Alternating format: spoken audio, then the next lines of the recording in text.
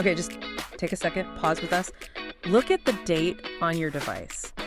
It is Monday, February 16th, 2026. We made it. We actually made it. This is, wow.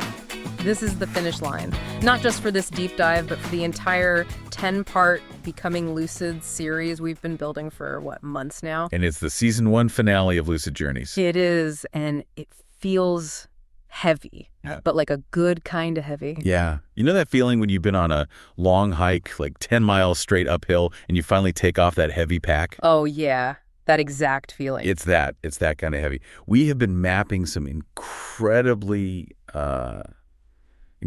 difficult territory, and today this is the summit. This is the view from the top. It's emotional for me, honestly. Sitting here, I'm thinking about where we started this whole thing, and then looking out the window at the actual world of 2026. It's a lot. It is. Because, let's be real, the screaming news cycles we sort of joked about in the first episode of this arc, they aren't jokes anymore. The weather. Exactly. It's like the humidity. You walk outside and the tension is just, it's sticking to your skin. The air is thick with it. And the great unraveling we theorized about, it's not a theory, it's here. The algorithms are pulling the social fabric apart, thread by thread. Right in front of our eyes. And amidst all that noise, the elections, the constant crises, the tech that's unveiling faster than we can process it, we have been circling this one massive, lurking question.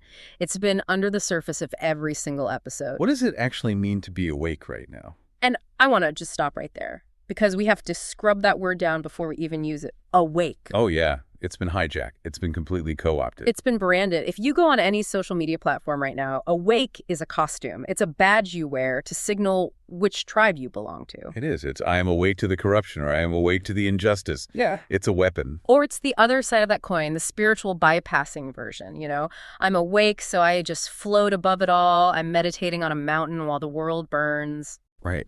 Dissociation masquerading as enlightenment. And just to be crystal clear, we are not talking about any of that today. No. We aren't talking about political slogans, and we are not talking about checking out. We are asking the functional, practical question. The structural question. Yes. Structurally, in the middle of the chaos of February 2026, how do you navigate reality without losing your mind, without getting sucked into the vortex? It's the rubber meets the road episode. And I have to admit, when I first looked at the deep dive materials for today, I was skeptical. Skeptical. How so? Yeah. Because look at what we've covered. 9 episodes on quantum mechanics, shifting timelines, parasitic thought forms, shadow work. I mean, really heavy, complex stuff. Right. So I was expecting the answer to be some kind of, some complex 12-dimensional framework. I wanted a secret code, a final master technique. And instead, the answer is something I think I've known since I was 5 years old. But, and here's the kicker, it's something I've been trained my entire life to view as a weakness. It's something the world, the system, tells you is soft or unserious or naive. Which is precisely why it is the only thing that actually works. What do you mean? The system defends itself. It protects its own code. So it makes the key, the one thing that can unlock the whole program, look like a useless toy. Wow. Okay. But before we name it, we absolutely have to look at the toolkit we've built. Because you can't really use this final piece, this engine, if you haven't assembled a vehicle first. It won't make sense. Okay, let's do it. Let's rewind, because looking back at the last, 5 or 6 weeks, episodes 40 through 44 weren't just random topics, were they? Not at all. They were building blocks, a sequence. If you're just tuning in now, you might honestly want to go back and listen, but we could do the Cliff's Notes version. The highlight reel. Think of them as necessary system upgrades for your consciousness, step by step. Okay, step 1. Episode 40, the permission to doubt. That one. That was the game changer for me. It had to be the foundation. That's where we established that the lucid glitch, that uncomfortable scratching sensation in the back of your mind when a received truth just doesn't add up. When something feels off. Right. That feeling is not a moral failing. It isn't a sin. It's not you being broken. It is a system upgrade trying to install itself. It's a prompt. And we talked about fear scaffolds. That concept still haunts me. The idea that society builds these elaborate structures of shame and punishment and isolation just to keep you from looking at the glitch. Correct. We're kept in line not by truth, but by the primal fear of being cast out, of being alone. Yeah. Once you see that scaffold and give yourself permission to dismantle it, you can move to the next upgrade. Episode 41, The Shattered Mirror. Shadow work. The really tough stuff, the realization that the monsters are inside the house. The realization that the division we see externally, all the political polarization, the culture wars, the screaming, it's a projection. It's a movie being projected from our own internal split. If you see a demon out there. It's almost always because you are suppressing a demon in here. So we gave you the tools.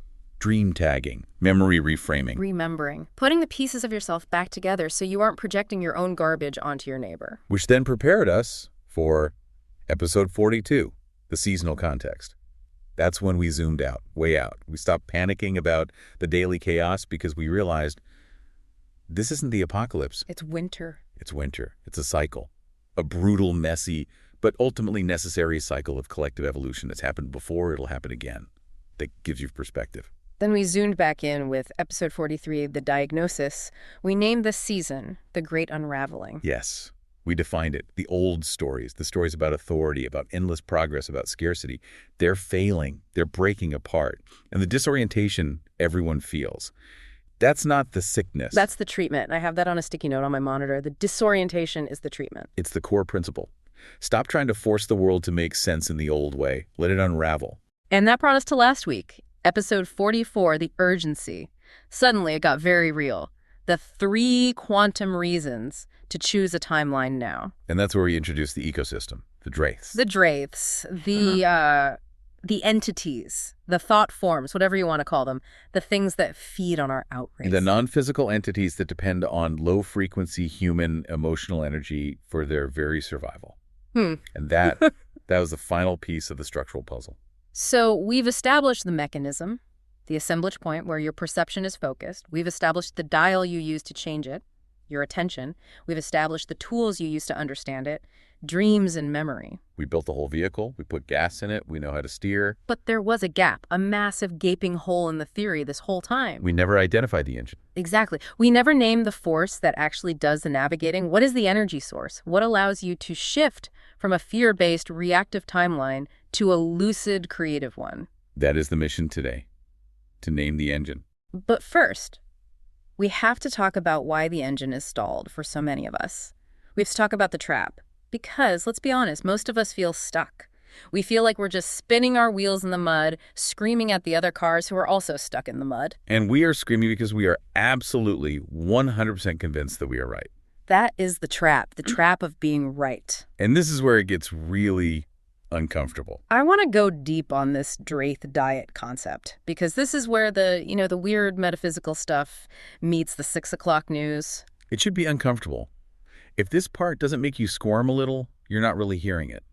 We have to look at this through the lens of physics, not ideology. Okay, physics. If you accept the premise, just for the sake of this deep dive, that there are non-physical forces, these Draiths, that metabolize human emotional energy. Which, to be clear, is a terrifying premise. We're essentially talking about being livestock, being food. We're talking about energy transfer. That's all.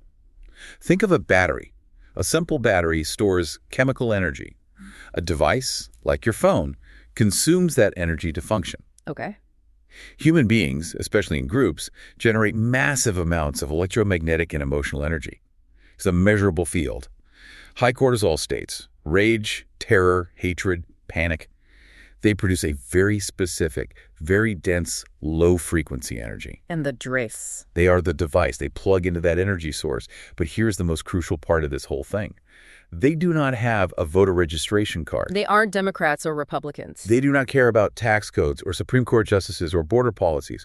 They have a metabolic requirement, a diet. Yeah. And that diet is best satisfied by the pure, raw frequency of us versus them. They feed on dehumanization. So let's apply that. Let's look at the landscape of 2026 right now. Let's do it. Let's take the red team, as it's called. What is the narrative engine that drives that side? It is usually framed as defense. We're defending something. We are defending faith, family, country, personal responsibility, tradition, and the people outside the gate, the people who threaten those things. They're the barbarians. They're the woke mob. They're godless chaos agents trying to destroy everything good and decent that we love. Right, so the emotional output, the energy generated, is a kind of protective rage. It's a high-stakes, existential fear for your very way of life. Okay, makes sense. Now, flip the channel, go to the left, the blue team. What is their narrative? It's justice or compassion. We are defending empathy, inclusion, democracy, the vulnerable.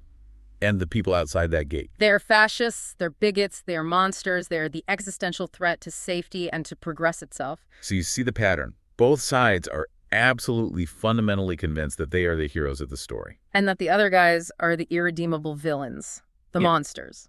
Correct. And here is the trap, the punchline. Both sides are being fed a steady 247 stream of content curated by algorithms that are, for all intents and purposes, automated Draith feeders content engineered to keep that reactive state peaking. To keep the cortisol flowing. But the punchline, the thing that really stings both sides equally. Lay it on us. If your side, whatever side that is, I don't care what you call it, if it requires you to hate, to dehumanize, or to live in a constant state of fear of the other side in order to function, then you are not on a side. You're on a menu? You're on a menu. Oof, you're not on a side, you're on a menu. That hits hard. You are Draith food because the emotional output, the shaking hands, the clenched jaw, the rage, the contempt, the elevated cortisol, it is identical. The frequency is identical. So the Draith doesn't care if you're screaming for liberty or screaming for justice. It's just dinner. If the scream carries the frequency of hatred, of separation, of dehumanization, it is a gourmet meal. It's like, okay, an analogy just popped into my head. Imagine a power outlet in the wall. The outlet doesn't care if you plug in a red lamp or a blue lamp. Exactly. It doesn't care about the color of the lamp. It just cares that there's a connection, that it can draw power. The political jersey is just the color of the lamp. The rage is the electricity. That's a perfect analogy.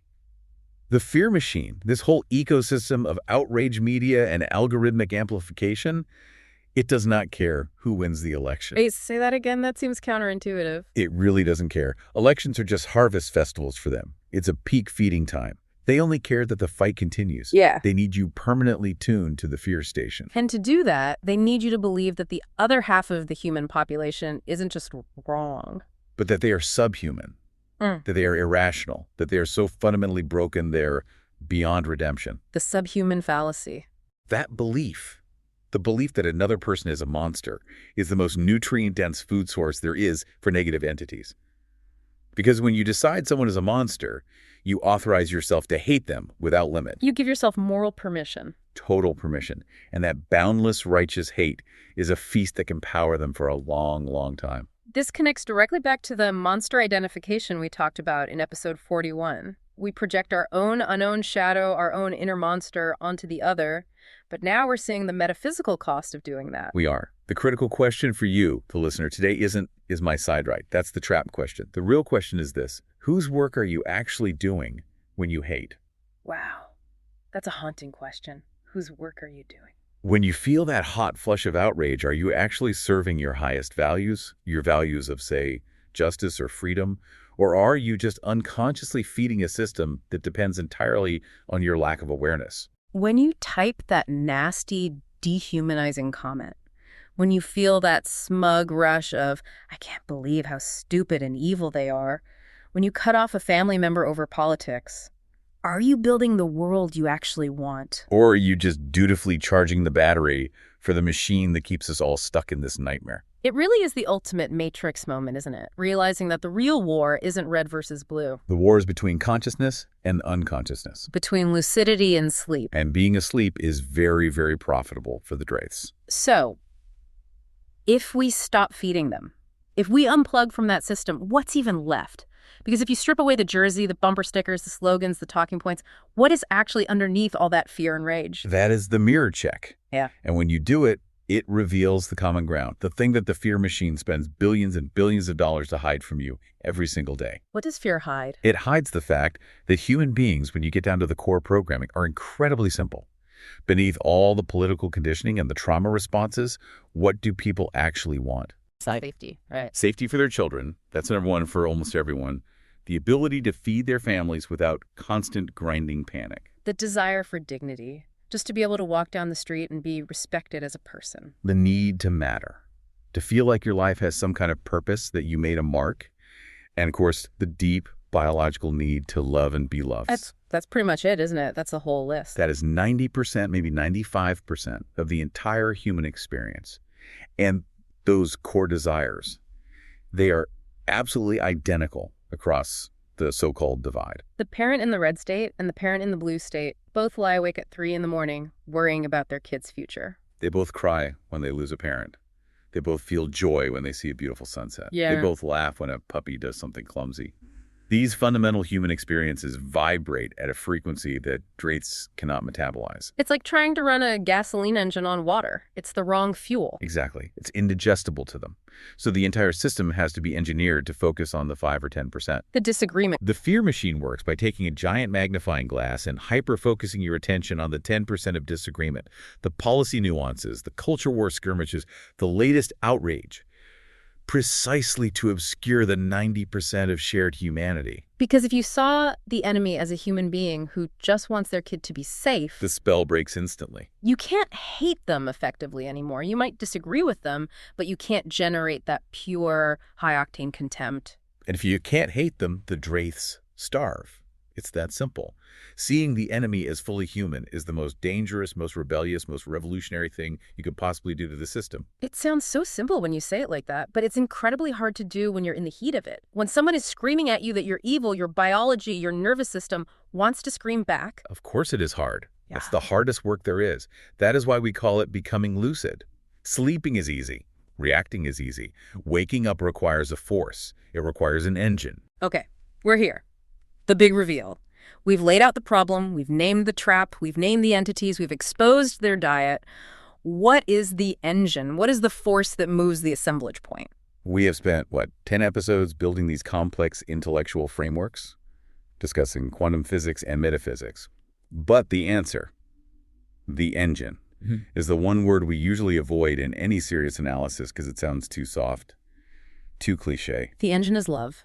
The engine is love. Okay, I can hear the listeners right now. I can literally hear the sound of a million people rolling their eyes. I know. I can hear the skepticism. Oh, great, 10 episodes, hours of quantum theory, just to get to all you need is love. Thanks, I could have just listened to the Beatles. And I get that reaction. I really, really do. Because we have been conditioned our entire lives to think of love as sentimentality. We think of Hallmark cards. We think of Valentine. Or we think of that love and light spiritual bypassing, the toxic positivity, just vibe high. Right. Just ignore the systemic injustice and vibe high. Or just ignore the fact that the house is on fire and send loving energy. That is not what we are talking about. We need to be very clear about this. We are not talking about a passive feeling. We are not talking about a platitude. We are talking about a force. We are talking about love as a strategic weapon. Love as an act of extreme radical courage. Define that for me. What does love as a weapon actually look like in practice? It is the refusal, the absolute, stubborn, unshakable refusal to view another human being with contempt. It is the conscious decision to refuse to accept the monster narrative that the system is trying to sell you. So it's not about liking them or agreeing with them. No, God, no. You don't have to like them. You don't have to agree with them. You absolutely do not have to invite them to dinner, but you have to refuse to dehumanize them in your own mind. That's the line. Okay, let's look at the mechanics of this. How does this force, this love, actually work with the assemblage point we've been talking about? Think back to our previous deep dives. The assemblage point is the focal point of your perception. It determines which timeline, which reality to experience. Fear. Fear acts as a kind of glue. A glue. I like that. When you are in a state of fear, your assemblage point is glued to a fixed, rigid narrative. I am a victim. They are evil. Doom is coming. You are locked in. You physically, perceptually cannot see any other options. It's total tunnel vision. And knowledge. All the stuff we've been learning in this series. Knowledge, what we've been doing on this show, is what reveals that the dial exists. It's like someone hands you a map of the prison, but knowledge alone doesn't get you out. You can know you're trapped in a tunnel and still be trapped in the tunnel. So love is the hand that actually turns the dial. Love's the solvent. It dissolves the glue of fear. When you choose to look at a situation with love, and by that I mean with a desire for the wholeness and healing of everyone involved, not just for your side to win, you become fluid again. The assemblage point gets unstuck. It becomes movable. You can shift timelines. Fear constricts reality. Love expands it. It is a physics equation, not a poem. Which brings us to the technique. Because we promised practical, usable tools, this can't just be a theory, how do you apply love as a weapon in a toxic comment section? Or at a Thanksgiving dinner with that uncle who pushes all your buttons? This is the technique we're calling value mirroring. Value mirroring. This is the specific, practical application of love in a divided, chaotic world. Walk us through it. What's the core mechanic? The core mechanic is this. You do not fight someone with your values. That just leads to a head-on collision. Instead, you engage them by reflecting their own highest values back to them. Okay, I need an example. Let's role play this. Scenario A. I'm the listener dealing with a difficult interaction. Scenario A, you're engaging with someone from a very traditional, perhaps a religious background. They're telling you that they stand for faith, for compassion, for family, for the teachings of a prophet who preached radical love for the poor and the marginalized. Okay, got it. But in this specific conversation, they're celebrating suffering. They're cheering for policies that hurt vulnerable people. They're spewing vitriol and calling people names. My natural conditioned reaction is to scream at them, "You're a hypocrite! How can you call yourself a Christian or Muslim or whatever? You're evil!" Which does what? It feeds the Draits, it confirms their belief that you're the enemy, and it locks them even harder into their defensive position. They will just attack you back. The value mirror move is completely different. What do I do? You stay calm. Yeah. You have to access that internal state of love, first genuinely seeing them as a confused, frightened human, not a monster. And then you say, very gently, Yeah. I know this isn't who you really are. Your tradition teaches radical love and care for the vulnerable. I know you believe in that deep down. I'm just going to hold that space for you until you remember it. Whoa, that just completely short-circuits the whole conflict loop. It stops you in your tracks.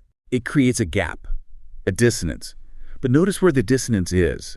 It's not between them and you. It's between their current behavior and your own stated identity. You are siding with their highest self against their shadow. It's totally disarming. You're not attacking them. You're attacking the parasite that's attached to them. Exactly. Now let's flip it. Scenario B, the other side of the aisle. You're talking to someone who identifies as an ultra-progressive, a deep empath. Their whole identity is built around inclusion, systemic awareness, fighting for the oppressed, and championing mental health. Yeah. But right now, they are screaming that everyone who voted for the other party should be rounded up, silenced, deplatformed. They're calling them deplorable, rednecks, and saying they're irredeemable. They are dehumanizing them. Same move. Same move, different language. You don't attack them with right-wing talking points.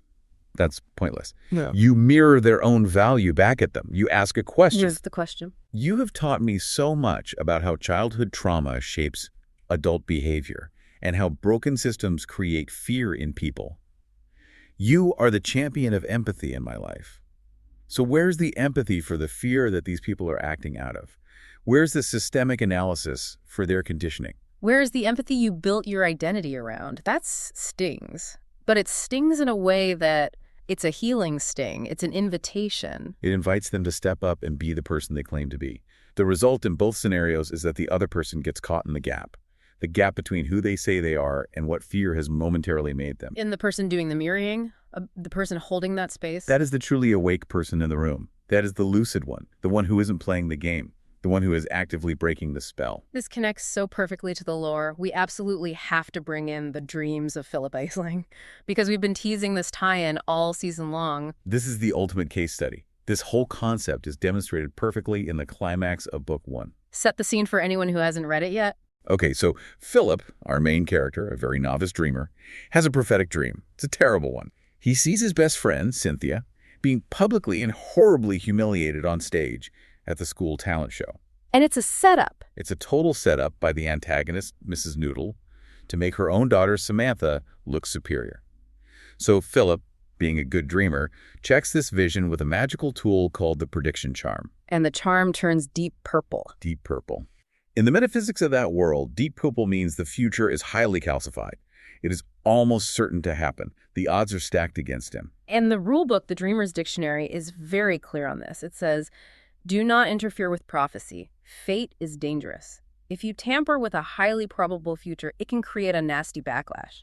So rationality dictates he should sit down, shut up, and let his friend get crushed. But he doesn't. He chooses love. He chooses love over rules. He feels her potential pain as his own. That empathy, that deep connection, overrides his fear of breaking the rules. So he and his other friend, Jack, they devise a plan. They cut the lights. He hacks the reality. He introduces chaos into the system. He disrupts the signal. Now, notice what he doesn't do. This is critical. He doesn't run on stage and punch Mrs. Diddle in the face. He doesn't grab the microphone and sing for Cynthia to save her. He just creates darkness. He creates a void. He creates the conditions for Cynthia to find her own power. In that sudden, unexpected darkness, the rigged game is broken. The audience can't see Samantha's fancy choreography. Cynthia is forced to rely on the one thing she has left, her voice. And she sings powerfully. She captivates the entire audience in the dark. Her destiny changes right there, from one of humiliation to one of triumph. And later, the metaphysician, the high-level wise expert in this world, reviews Phillip's actions. And this is the key. This is the whole thing right here. The metaphysician doesn't say, "You broke the laws of physics, you reckless child." He doesn't scold him. He says, "Your intention was noble." He validates the choice. He recognizes that love is a valid form of magic. In fact, it's the highest form of magic. It's a force that can bend probability. Love is the force that moves the assemblage point. Phillip didn't use some advanced technique from a book. He used his heart. And the universe literally rearranged itself around that signal. All the dream mastery, the quantum mechanics of Nagwagan lore, that's all just infrastructure. It's the wires in the wall. Love is the electricity running through the wires. If you have the most advanced wiring in the world, but no current, nothing happens. The lights don't turn on. And speaking of the Nagwagan, the dream catcher, we need to explain this concept because it ties directly to value mirroring. It's not just a decoration. Not at all. In the lore, the Nagwagan is an active filter, a conscious technology. The web is designed to catch the nightmares, the bad dreams, the fear, and let the good dreams, the true signals, pass through to the sleeper. And how does that apply to our conversation about politics and wraiths? When you practice value mirroring, you become a human Nagwagan. I love that image, becoming a human dream catcher. Think about it. You are talking to someone who is spewing fear and hate and division. That is the nightmare. That is the Draith programming they're channeling. When you refuse to react to it, when you refuse to engage it on its own terms, that's you catching it. You're filtering it out. You're filtering it out, and instead you choose to speak only to their highest self, to the good dream inside them. By doing that, you are amplifying their true signal. You're catching the bad dream and letting the good dream through so they can hear it. You are filtering out the interference so their own soul can actually hear itself again. In that moment, you are doing the hard work for them until they are strong enough to do it for themselves. That is what a bodhisattva does. That is what a true dreamer does. So, okay, the so what section. We always end with application. How do we take this into our week? It's Monday, February 16th, 2026. What do I do with this today, tomorrow? First, the self-diagnostic. Before you try to use this on anyone else, you have to look at your own diet. What am I feeding on? And what am I feeding? Exactly. When you're about to share that outrage post, you know, the one that feels so good and so righteous to post because it shows just how awful they are, just pause. Ask yourself, who benefits from this energy? Is this act of sharing healing the world? Is it creating connection? Or is it just a little snack for the Draiths? You have to learn to identify the righteous rush. That feeling of moral superiority. It feels like a drug, because it is one. It's a specific flavor of fear energy that keeps the entire machine running. If you feel high from hating someone, you are still asleep. That's a tough pill to swallow. Okay, second thing. Practice value mirroring. And please, start small. Do not start with your political arch nemesis on social media. That's like trying to bench press 500 pounds on your first day at the gym. You'll just hurt yourself. You'll get crushed. Start with an annoyed coworker. Start with a family member who is just slightly on your nerves. Practice seeing past their irritation and reflecting their best self back to them. Something like, I know you're super stressed right now, but I also know you're incredibly capable and we'll figure this out, that kind of thing. Precisely that. Yeah. Just try it. See what happens. Watch the energy in the room physically shift. It feels like magic, but it's just physics. And finally, the third thing. Internal integration. We have to circle all the way back to episode 41. You cannot love others back into coherence if you hate your own shadow. You can't give what you don't have. It's the oldest rule in the book. If you haven't forgiven yourself for your own mistakes, your own bad thoughts, your own fears, you will never, ever be able to extend that grace to the other. You just won't have it in you. The inner work and the outer work are the same work. The inner work and the outer work are the same work. That's the mantra for the hiatus. It is. Wow. Okay. I feel like we've covered everything, the whole journey. The lucid glitches, the shattered mirrors, the seasonal cycles, the diagnosis of the unraveling, the urgency of the timelines, and finally, the engine, love. It's been a journey. To summarize it all then, awake isn't a status you achieve. It's not a badge you earn and then put in your social media bio. No, it's a choice. A verb. It's a choice you have to make. Moment by moment, conversation by conversation. It is choosing love in a world that has been meticulously engineered to keep you afraid. It's about recognizing that love is the only signal the fear economy cannot co-opt. It is the only force that dissolves the glue on a locked assemblage point. And remember Phillip, he isn't perfect. He's just a kid. He stumbles, he panics, he gets it wrong. But when it really mattered, he reached for love instead of a clever technique. And that act of courage altered fate. That is the hope, isn't it? We don't have to be perfect. We just have to be brave enough to love when it's hard. All right, friends. This is it for a little while. A hiatus. We are officially pausing production on Lucid Journeys, and we want to tell you why. It's because we have a book to edit. The Dreams of Phillip, Book 2. It is a beast of a project, and we want to get it right for you. These deep dives take an enormous amount of energy to produce, even with our AI assistants helping us synthesize the research. And we need to direct that entire beam of attention toward finishing the novel. But while we are gone, you have some homework. The best kind of homework. If you have not read Book 1 yet, The Dreams of Phillip Eiling and the Numinous Nabwagon, now is the time. Go get it. It's available at philiphaisling.com. Make sure you get the second edition. And honestly, listening to this show without reading the book is like taking a physics class without ever doing the labs. It is a practical manual for navigating quantum reality, and it's disguised as a middle-grade fantasy novel. Read it. Read it to your kids.